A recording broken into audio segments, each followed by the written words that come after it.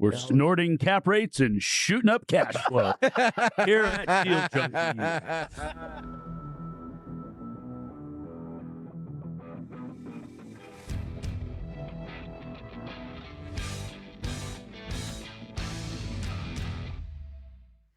Welcome back to Deal Junkies. We are back in the Palm Springs studio. Gabe Johansson here with Trevor Howard and returning guest Ryan Brush. Second time's a charm. He's been on a podcast once in his life. Now he's a pro. This is number 2. That's all I needed was 2 reps. So we want to come back and do a follow-up episode. Ryan talked about something really important in our last episode about our toolbox and having different tools that we do deals with. So we want to dive in a little bit and learn from Trevor and Ryan just what are some of those tools, why do they work, what do you like about them, and maybe some of the current deals that we're working on that are examples of those deals. And then let's create a new tool. Ooh. Right now? Yeah. You want a new one? Wow, I like that idea. On the spot. All right. So Trevor, you want to kick us off? No, let's let Ryan do it. Okay. Go for it, Ryan. Okay, so let's think of the toolbox. So I'm excited about this new tool that we're going to create just right here together. But we've got essentially about 4 tools in the toolbox to help multifamily owners and landowners, for that matter, solve their problem. Whether that's they want to stay in a deal, they want to sell a deal. It's like what side of the coin do they want to be on? So once we identify that, we kind of have a few routes to go. So, we look at, and I'll start off saying we look at both on-market opportunities, and then we do a lot of off-market calling to find deals as well.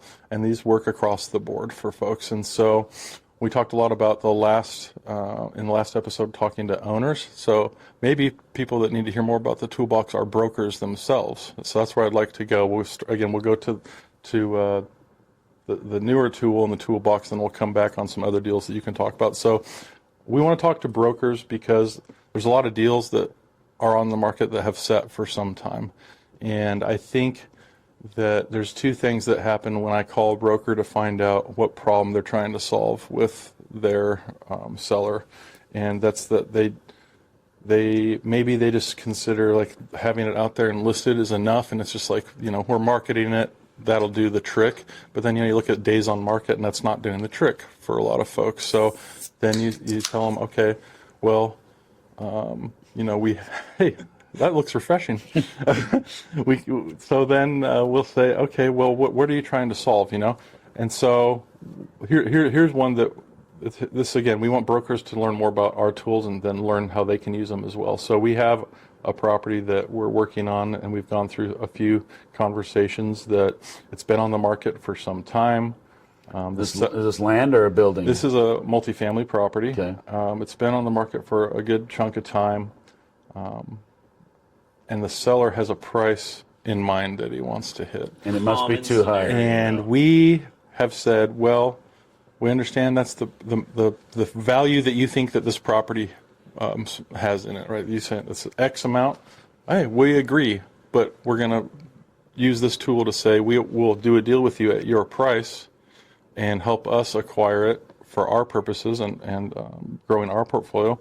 But the tool isn't just a straight conventional sale. In this case, this owner has built up a significant amount of equity in it, but is focused on doing other things. So again, his problem is he wants to have the value, but he also doesn't want to run the property. So these things start trickling in. And so this tool in the toolbox, the Stack Asset Group toolbox, is a LBO, or a leveraged buyout.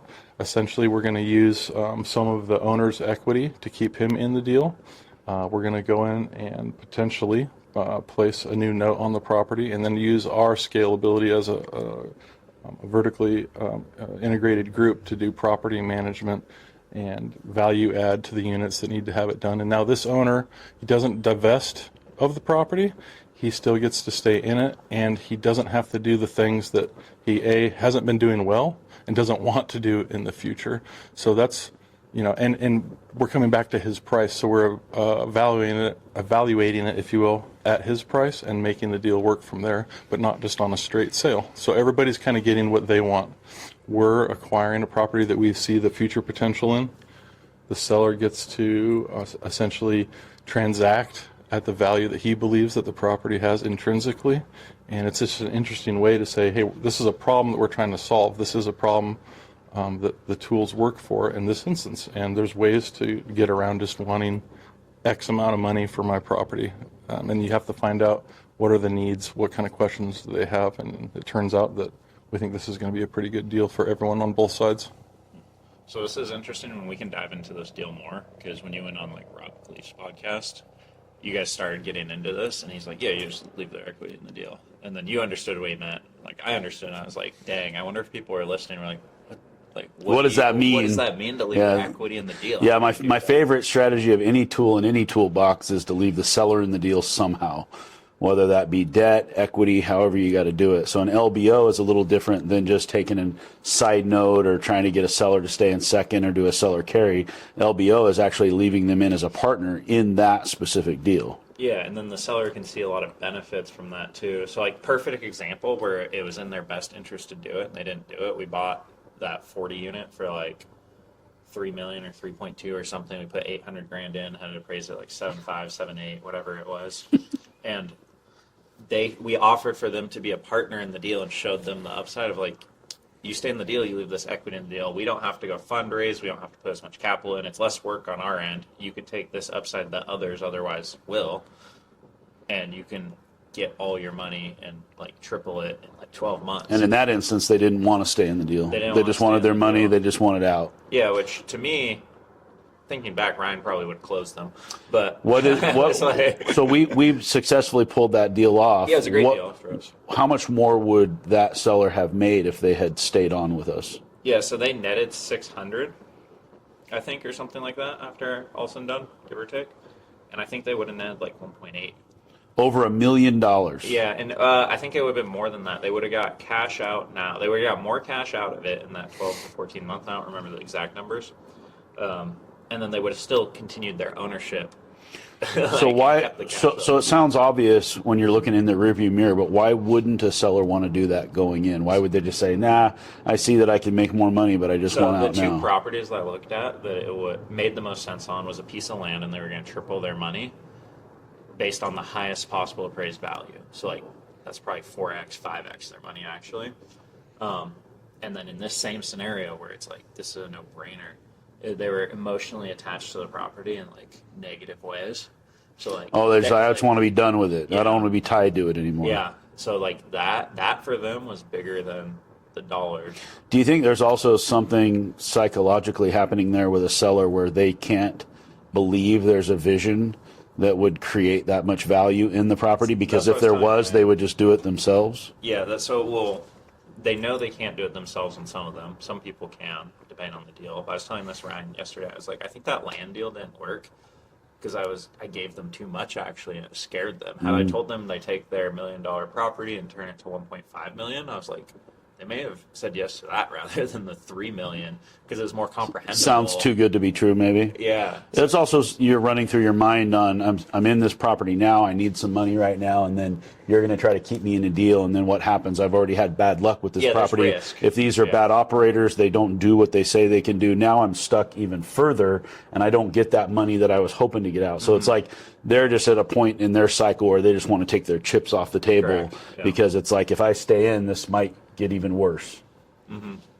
Yeah, and their experience hasn't necessarily been good so far, so they're like, they can't comprehend. Have you talked to those guys on the 40-unit deal since we did the deal to show them what we've done? Have they watched our progress?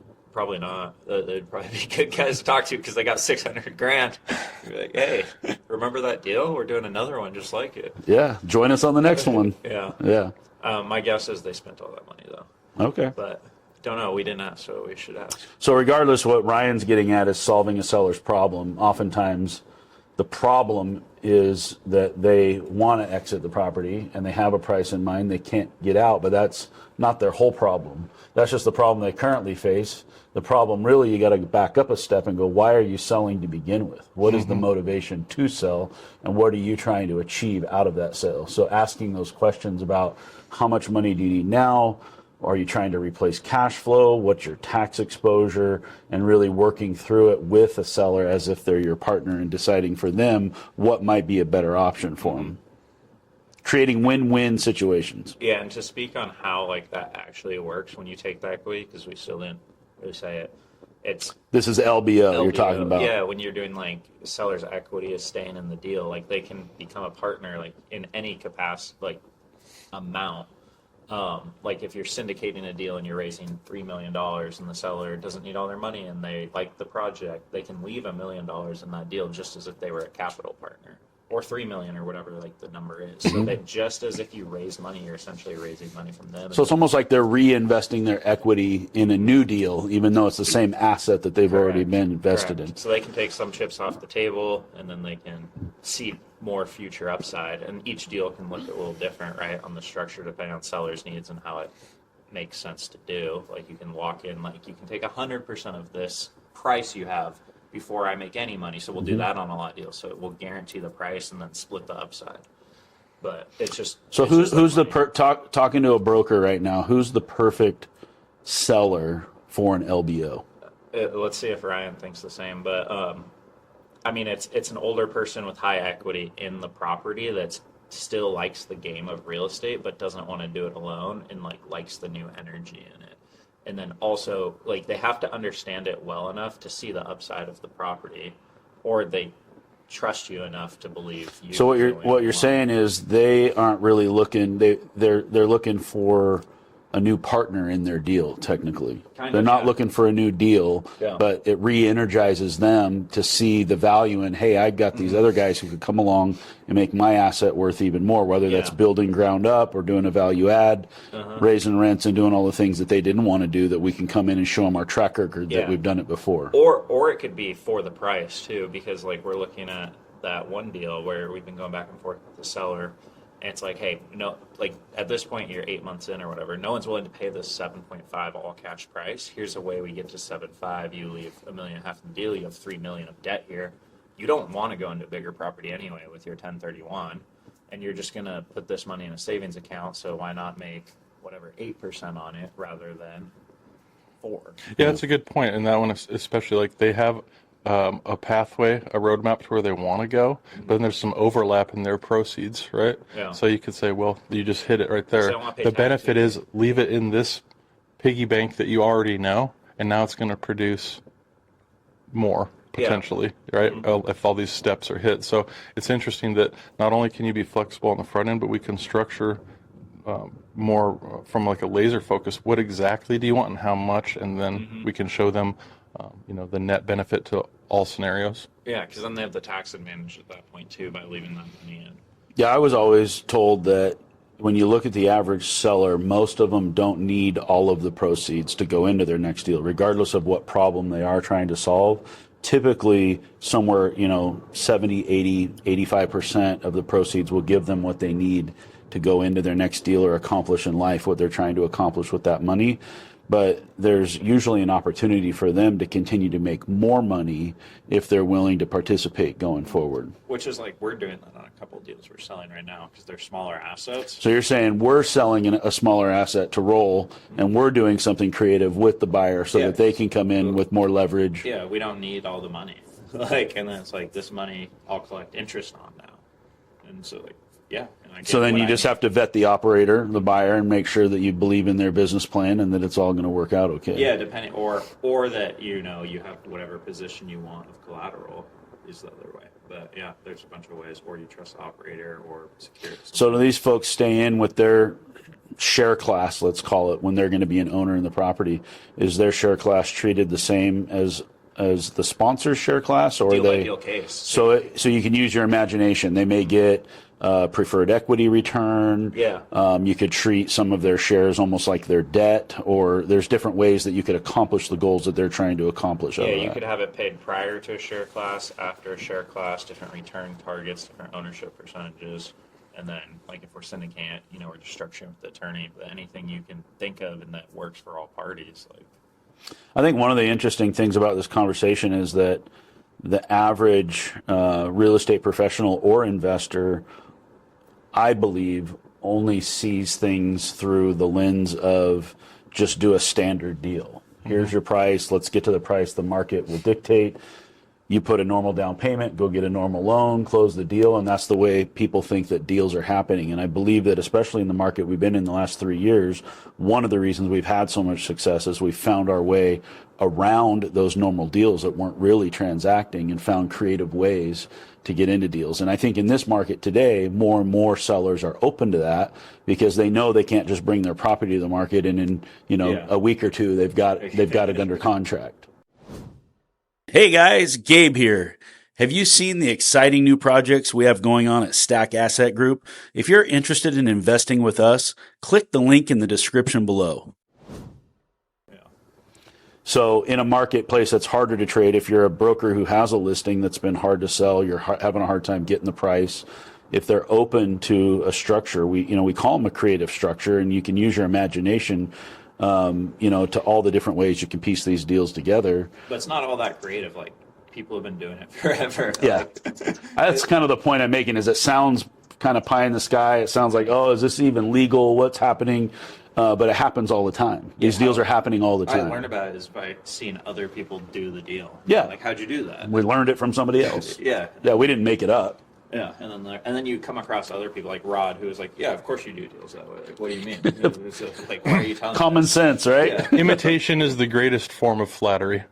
Like people, you're just again finding out visit, fit, value. Like, where does it land? So we talked about these 4 tools, and we talked a little about one of them, which is the leverage buyout. So that's keeping the owner on the equity side of the coin. But why don't you pick a deal to talk about on where someone's on the debt side of participation? Yeah. So we've done a couple. Our most recent deal was the LBO. The other most recent deal we did was leaving the seller just in first position bank debt on our 70-unit portfolio on a seller carry. So we just bought half of them outright because that got them to their cash, and they did 100% carry on The other 3. The other half of the portfolio because they got them their cash amount, and then they're just collecting residual checks, and then they don't have to pay tax on that full gain too at that time. So leaving a seller in the deal that way. Other ways we do it is just leaving the seller in alternative debt positions on the deal. So depending on what they want for collateral, like, we can bring in bank financing, we can secure it to something else, we can secure it in some sort of way, depending on the deal, like the financing type, what the seller wants. And our last deal type is we do just buy deals normally too. Because that also is, once people start learning these things, they try to like hammer it through, which we need to do more of it sometimes when you're talking about niche down. But like, buying a deal conventionally works. Like, it's the simplest Yeah, so way. we'll buy it in a joint venture, or we'll syndicate, right? But we're underwriting to some specific returns. So again, those are like, so I'm just going back to the toolbox, right? So we got 4 main tools. I'm excited to try to ideate this 5th tool right now with you. So I'm taking a deep breath, like thinking about it. So let's identify the tools while I delay to try to think of my new tool that doesn't exist yet. So we buy conventionally, both with a JV partnership or syndicated partnership. And then we can do a leveraged buyout. In other words, saying, hey, seller's staying in on some portion of the equity side of the deal that they've already built up over years. And then there's the seller carry transaction where they're still participating, but they're participating on the debt side. So those are like the primary 4. And mainly all deals will fall in 1 or 2 of, there's not just one tool that works, but there's a problem that does work for one tool. There may be multiple problems that can be solved, but different scenarios, right? So there's the toolbox. Right, one of the things that I'll mention is we're really hitting our stride right now in building apartments now that we have a development arm. And so there's a lot of landowners out there right now who have entitled dirt or close to entitled dirt. They want to own and build apartments, but they either can't raise the money, they don't want to raise the money, or they don't have the bandwidth to build the project. And so we're get the financing. So we're building a pipeline with land right now. If land was easy to sell, you wouldn't run into this as much, but land is not as easy to sell right now. Yeah, and so the fastest stuff we've sold has been our land. Land? Yeah.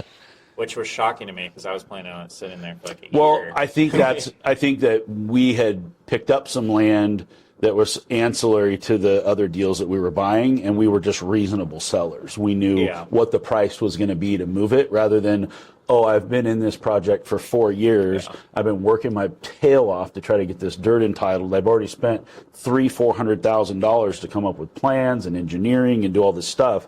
And you start to become more emotionally attached, and you've got a price tag that you put to that that's higher. And then people are out there going, well, maybe I don't want to build the project that you designed, or maybe the value on that dirt. Yeah. I used to always be told before I got into real estate that, they're not making any more land, so you want to own land. And then I got into real estate, and my first mentor taught me, he goes, well, land is the first thing to drop in value, because as the cost of development goes up, so lumber goes up, labor goes up, all these things go up. And so now it costs more and more to build these projects. And what happens is that land value gets squeezed. And so if you've been married to the value of your land that you just spend a lot of time and money on, and you said, well, 2 years ago it was worth this number, and now the market's telling me it's worth much less, you're going to be having a hard time divorcing yourself from that higher valuation that you might have been able to get a couple of years ago. So you go, okay, well, what do I do now? I sit on it till the market comes back, or maybe I try to figure out another way to build it. But we can actually come in, and because we've got the ball rolling with our lenders and investors, we can get that project going. We can build the project, and because we're vertically integrated, we have a lot of cost controls in doing so. And so you just partner with this bigger machine that can come in, get the project out of the ground. And if you trust us and you like our track record, you've got the opportunity to realize the gain that you would have got if you built it yourself. And there's a lot of people who go and start designing it themselves and go into the process, but then they don't make something that's economically beneficial to someone. Because they're not maybe professional developers. It might be their first or second project. Not enough like we're looking at one, and it's not enough units on the space that it has, because they did 2-story rather than 3, and the unit size and whatnot. It's like, yeah, it costs this much to build. Here's what it rents for. So the economic feasibility of that development is not there because they didn't think through the whole process. Yeah, and I should say not there for us at least, because someone could go do that all cash and they could like that return. But like for what we target, and I don't really think anyone else, because it's just been sitting there. Yeah, and that's a problem if you went in and spent a few $100,000 on getting plans drawn up, and they're the wrong plans, because now you got to start over. Yes. I mean, you can change some of those plans sometimes, and it doesn't cost as much, but sometimes you're scrapping it and starting fresh. So what's our fifth tool, Ryan? Do you come up with it yet? Well, maybe actually, now that I think about it, there's someone that's missing from this conversation, because Trevor and I have just been. I mean, I don't say deals haven't been falling in our laps, but it's amazing once you start focusing and talking to brokers about land deals in this regard with this leveraged buyout, right? More things are just coming up, because you can almost feel the light bulb go off, because a lot of folks that have land listings have been, again, sitting for a long time, and then the first thing I hear is, when I pitch them, here's some social proof on some sites that we're working on here. Have you ever considered that for your owner? And they're like, no. And then, it kind of, it comes about. And then just seeing the deals that are coming in, like when I came down to Palm Springs a little early, and I was like, ooh, I can't wait for you guys to get here, because, again, here's a fully entitled, permitted, ready to go deal that we, it's now to the top of the stack, pun intended, for us to look at. But I feel like Mark needs to be here to hear this, because Trevor and I just pile up a bunch of stuff on him, and maybe the tool that we need to work on, maybe it's not necessarily closing a deal, but we need to we've been working on a tool internally to evaluate these deals, to sharpen our pencil a little better on all the things that come up. Yeah, so you can't just toss Mark a deal this is a deal. Here you go, Mark. Knows nothing about it. Do it. So maybe that's not the deal, the new tool that we need to invent, but that's on the side. At the end of the day, what we're talking about is a capital stack. So a lot of people don't understand, and myself included, I'm just coming, full circle on debt and equity, and why that may or may not work for some sellers than it would for others, and why it makes sense. And so can you talk a little bit more about why a seller may want to be in a debt position versus an equity position? Yeah, I would say equity, they're usually looking for more upside. And so are they willing to take more risk to get that upside? It depends what you consider risk too, right? Because that's a very hard thing. It's very personal to people. But debt is more consistent versus equity. Like, you're doing a value add project, you might not receive payments for a year. Like when we're building an apartment complex, there's no rent. There's no coming in income, yeah. for a while. So like someone who wants monthly cash flows, like it wouldn't make sense to be in an equity position so much, so like more than debt. But like on debt, you're gonna collect what, 8 to 12%. If you're like a hard money lender, like 3 to 7 on long-term fixed rate debt, and that might not excite someone. So they're when you're trading getting the 18%. so they're trading the bigger gain at the end for the security The cash and regular flow. cash flow of it. Yeah, and you can have more cash flow from an equity. And like to me, I'm not in that investment position too, so I just think in terms of equity on everyone, because I'm like, why would I not have more cash flow in 3 years when I don't need any today? And it makes sense to me. Is there a tool in our toolbox to where we can treat their equity more like debt, You can do and a they convertible note. So is there a way for them to get some cash flow along the way Yeah. and build an equity position, Yeah, like a so- kicker? Like they could even be in as debt but have an equity kicker at the And I think backside. you see this in the angel world a lot of the time, where you're converting between debts and equities at different points, and you can make it advantageous to either or party or both based on their goals. But like for us, it would be like we leave it as debt or convert it some way so we own more of the upside, but we're willing to service these payments to you. But yeah, you could convert it back and forth. But then the problem is that starts, like, you have to keep it as simple as possible to someone or it won't go through. Because one time I did one on the one we're still working on, and I did, all right, here's what you're going to do. You're giggling. You're going to 1031 into this other project, you're going to carry a note here, and you're going to leave your equity here. Oh, too many moving parts. Yeah. and he's not a real estate guy, so he was like, I don't know what any of that means. And I'm doing it through a broker that also doesn't know what it means. So it's like, that's just not gonna, it could make the most sense in the world. So you for made him. it too complex. Yeah, I should have just simplified it down rather than offer and probably put together like a package of what it would have looked like. Because for me, I was like, oh, this is so sick for him. He's going to make so much more money. And it fits every single goal of his. Is that one of the tools we're not thinking about, to where somebody that's taking equity or cashing in on some of their equity and pulling their chips off the table, that they could actually 1031 into another deal we're doing and pair We're two doing deals that with the together? guy right now, so that's what I'm trying to do on him, because then you don't have to go raise more, and you have someone who already likes real estate. But it's just finding the right person for it, and then exploring the options and getting them to buy in on it. Should we pause? Oh no, I don't think it'll pick up. Sorry, our friends are coming back and they're kind of loud. They're having a good time. Hi. No, but like one of the cool things is like a lot of these people want to get out of their crappy apartments and go into nice ones. So every time I'm like, offer them that we'll build it. Like we'll find the piece for them and we'll build it to like whatever they want. So like we can benefit people because we know how to do all these things. That's what Ryan's talking about. It's like the extra value you can bring. Again, this conversation comes back to the front end to deliver on the back end. It's like, again, just I keep hammering it. Visit, fit, and value, and making it like less is more, because there are so many things that you can do, and we sometimes find that like, I really want to solve your problem, and it's like, why are you shaking me, like relax, like, okay, because we're not trying to make it overcomplicated, but it can be very in-depth, and there's a lot of moving parts to it. But again, asking the right questions up front, aligning throughout the process, going into contract with expectations, and then being able to communicate those effectively throughout. Like, again, clear communication, ask the right questions up front, and again, maybe we'll invent a 6th or 7th tool along the way, but we want to just be able to communicate that there's ways to make these solutions. And I think as you do each deal type, you have more proof too. So it gets easier and easier. It's like as soon as we do our first 1031 with a seller, and I tell the broker in the meeting, like, we'll pay your fee still. Like, we'll pay you a fee. So now it's a win for the broker, win for the seller. Like he has to do no work, and he gets his fee on the next deal. And then the seller gets to make more money because we underwrite a deal better, and we can operate better, and he can be passive still. And then you can scale that really fast. I think that's hard to find where you're not just like only looking for that. But if you know like the situations, like you just start coming up with ideas.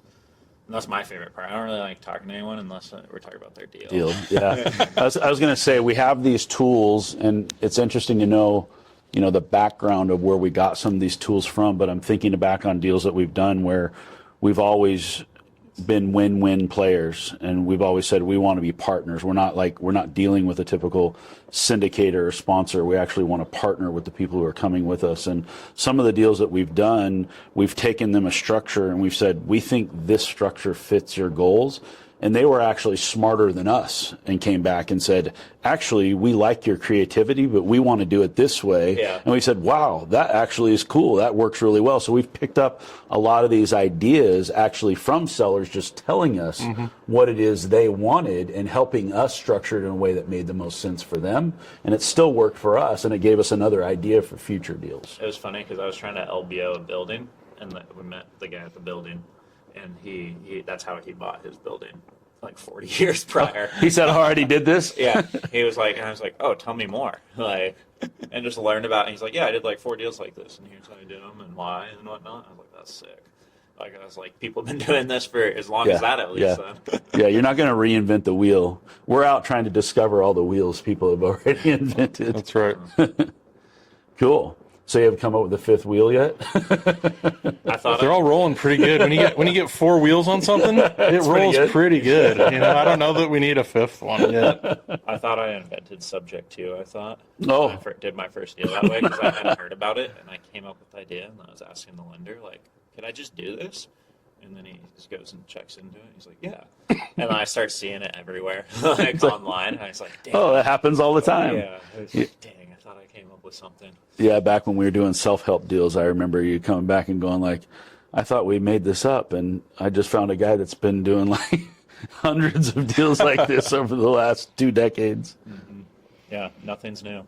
Nothing's new. You'll come up with ways. I think the key takeaway is that one of our core values in Stack is that we want to create win-win situations. And we want brokers to win. We want our partners to win.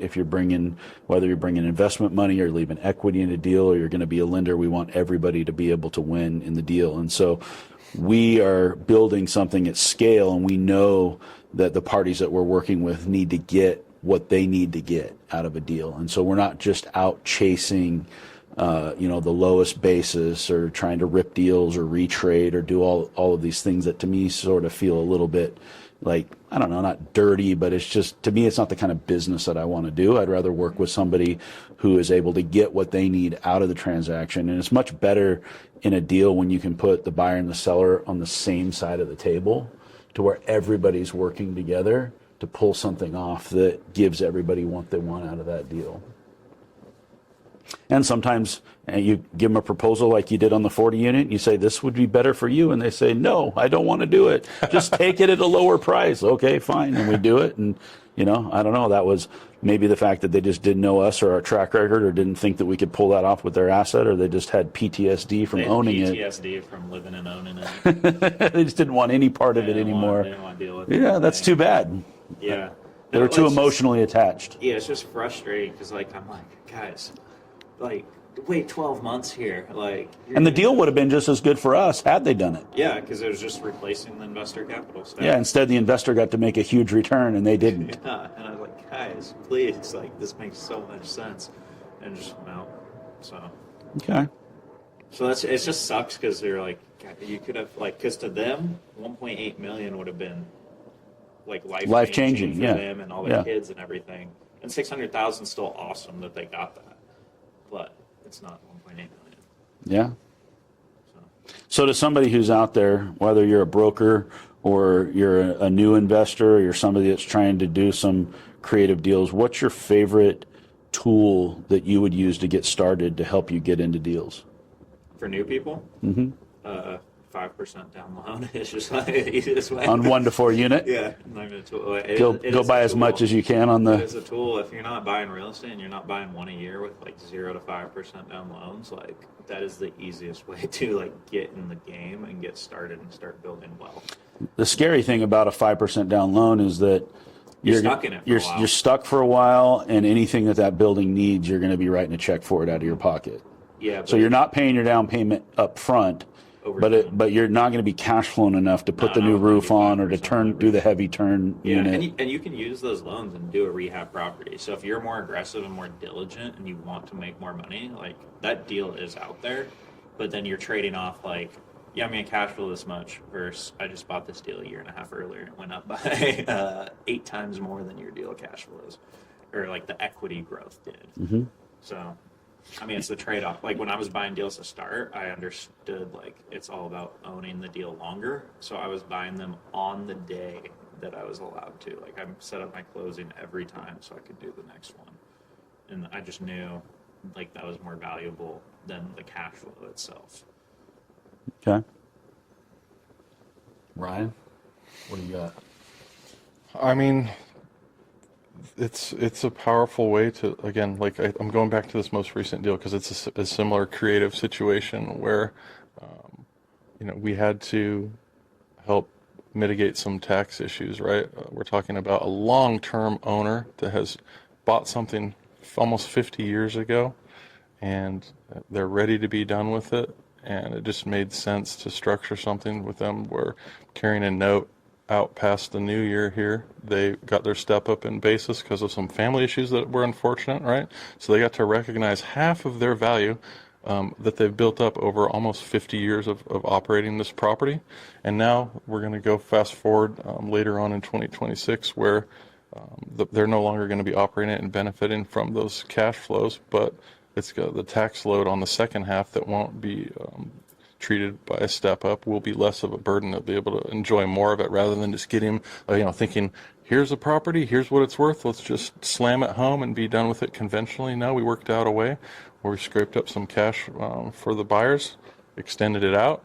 The seller actually makes a little more, but doesn't take as big of a tax burden on it. It's just kind of a beautiful way, but that took a lot of negotiating and understanding what we could do, and again, visiting and getting a good fit. So by being creative, not only were they able to get a better price for their property, but it was structured in a way where they also save money on paying taxes. Yep. They take a little bit of risk in the sense that they're carrying a note for a period of time, but it gives them some cash flow along the way, and there was enough down payment going in, and they vetted the buyer to the point where they said, okay, this is a good risk to take because there is that chance that the deal could fail and they could be going after the property or whatever, which nobody ever wants to do. No. That's the last thing when somebody stays in a deal. That's the last thing they want is for things to go sideways and they have to go back and take it back. And I will say, when I talk to some brokers, they say, oh, for instance, brokers might say, oh, we've heard of Stack, what you're doing, but, it's kind of like, we're not uncomfortable with this, we're uncomfortable with that.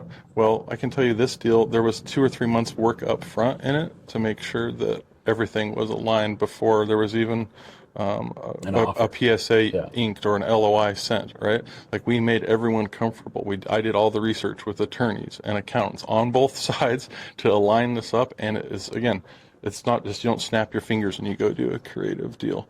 I think that's kind of, I'll use the word lazy on other people that are outside looking in. And that's why we're just wanting to say, no, it's anything but that. Like we want to bring you in and show you how this works, because I think if you're uncomfortable with something, then you just kind of have an excuse to compartmentalize why that won't work for this deal. No, we'll spend the time. We'll walk you through it. We want sellers and brokers, we want everyone to benefit, but it takes time to set it up the right way. They don't just happen. I find that brokers seem to be almost more opposed to creativity than sellers. Why do you think that is? I think it's an education. I think they don't want to look dumb. It's education. Like they don't understand, or they're worried they're going to put their client in a bad position if they don't understand and they can get be them into the wrong deal. Part of that, and I think half the time they just don't even want to talk to their person about it because they can't tell you that they don't know as like your equal broker. But then, how are they going to explain it to us? So we need to do a better job educating a broker it's like marketing on package, what it is that we're that's why proposing. Ryan's in charge of it. I'm like, just do it this way. All right, it's their friend. I mean, it's like building that relationship first. Yeah. And then, like, brokers are some of the greatest referrers that there are, right? So if you refer to get so there you go. If you create that relationship and you're not trying to push on anything they've got now, but maybe what's coming, but they understand, they understand how we use the tools and they know how to communicate that use. Great. Like, let's just let that keep growing, that relationship growing. And when they see that right fit coming, by the way, they're doing hard work to go get a listing. They want to protect that too, and we want to protect them as well. And we just want everybody to have the equal knowledge to see which part this fits at. Yeah, I just thought of the fifth tool. Oh boy, What is it? I learned this from Brandon Eastman, actually. You just buy the deal for half of what it's worth. All cash. Close it in 3 days. That's not a new wheel. That was the first wheel that was ever invented. I can tell you I've sent a number of those offers, and it's maybe not the highest efficient tool to use. Okay. That is one way to do it, using private money rather than raising the capital through seller or investor means. You get a private money partner that's willing to come alongside you and understand your business plan. And if you can pick something up cheap enough, you can get a private lender to maybe fund 100% of it. You can just go into it and use them as bridge debt to get the property up and running the way you need it running, and then go after your permanent financing and get them paid off. And those are very, very valuable relationships to have. And if you can rip deals when those opportunities do come about, that's a good strategy to have. The problem is if you want to do any consistent deal flow, I don't think that is a really great strategy to have. No, there is a time and place for it, though, when someone does need that cash. Yeah, there's some people I need out in 3 weeks. Get me paid. There is a time and place, but I don't think you do a lot of deals that way. No. Because most people are not, they're wealthy individuals that aren't really that distressed. Yeah, they're not just in have trouble. faults Yeah, that they need to fix exactly. about their deal or their life. Yep. Yeah, and one of the biggest problems that sellers run into is like you're talking about is they get older. They actually, one of the problems is that they are wealthy, and now they don't want to do the dirty work of running a portfolio, and so they get to a stage in life where they go like, I've got enough, and I'm ready to move on and go enjoy the fruits of my labor. How can I maximize my exit? Do you know what we should do? What? He was just telling us he wants to work less this year in the hot tub. We should have a stack offer on his personal portfolio. That's a good There idea. you go. There you go. That's right. You guys that can did buy my happen in the stuff. hot tub. That's right. I don't remember everything that happens in the hot tub, but I do remember that. Don't worry. What happens in Palm Springs stays in Palm Springs. good. Guys. It's okay. That's funny. All right. Well, do you guys want to wrap this up? Go sit in the hot tub? Let's go. All right. Deal Junkies, thanks for listening. We love you guys. Please share us with your best friend, and we'll see you next time.